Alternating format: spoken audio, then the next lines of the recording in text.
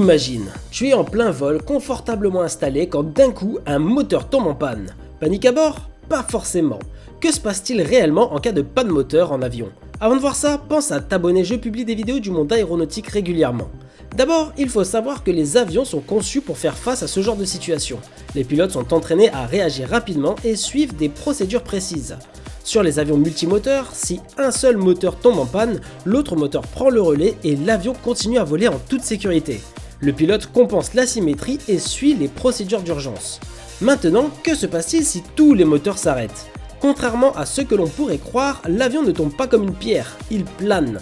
Grâce à son aérodynamisme, un avion de ligne à 10 000 mètres d'altitude peut parcourir environ 100 km en planant. Ça laisse du temps au pilote pour le redémarrer ou trouver un endroit sûr où atterrir.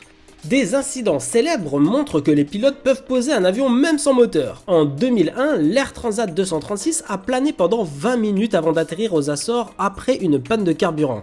En 2009, le vol US Airways 1549, après une collision aviaire, a fait un amérissage sur l'Hudson, sauvant tous ses passagers.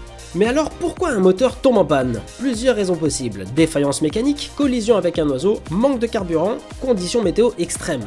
Dans tous les cas, la prochaine fois que tu prendras l'avion, tu sauras que même en cas d'imprévu, tout est sous contrôle. Alors qu'est-ce que tu en penses? Fais-le moi savoir en commentaire et si tu connais quelqu'un qui a peur de prendre l'avion, envoie-lui cette vidéo.